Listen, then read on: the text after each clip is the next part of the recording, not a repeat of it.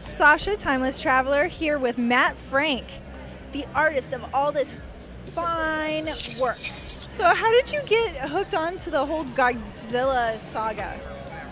Well, I mean, I was a little kid, and when you're a little kid, you inevitably like dinosaurs.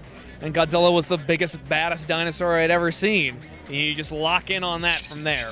And that's kind of all there is to it, There's a lot to like. How did the opportunity to work on Godzilla come about? I had already worked a little bit with IDW on some Transformers stuff, but I always, secretly kind of hoped a Godzilla thing would come along, but there was like no chance of that happening. And then they got the license one day, and I was not aware that they had the license. So I was emailing them and trying to play it cool, I just sent them one email, just one little email. And I got a response back pretty quick from the editor-in-chief, who I've worked with in the past, and he was very much like, Matt, we got plans for you, but let me get home from the convention we just announced this at. So, yeah, and then they brought me on to start with covers, and then I just stuck with it for the last 4 years. And then they gave me my own series. Yay! So, have you seen the new Godzilla? There's a new Godzilla? I'm just kidding. No, wait, where is it?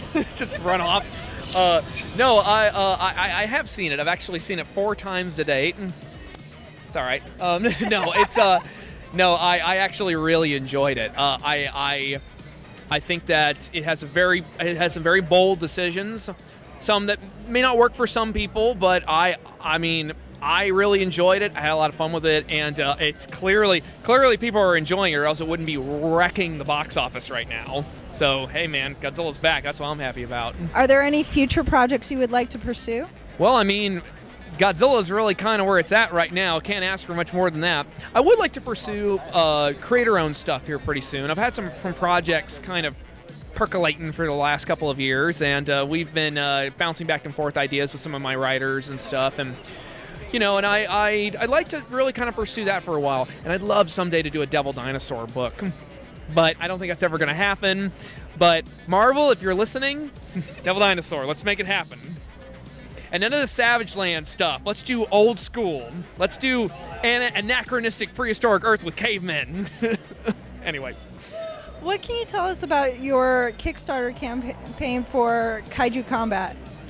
Oh, Kaiju Combat was a great little project that was kind of created in conjunction with myself and Simon Strange, who was the main character designer and creative director for the previous Pipeworks Godzilla games, and we were brought together by our friend Chris Merger-Hungier.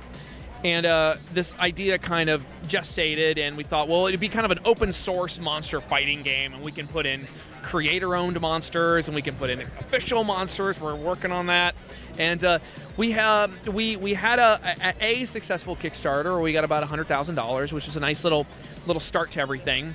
We're moving forward. We're getting things together. We've got some models being worked on and everything, and we have a huge backlog of monsters now. I mean, basically what it was that if you gave us $500, we would put your monster, make your monster part of the universe, and possibly eventually part of the game. I would draw it. That was the big canard there.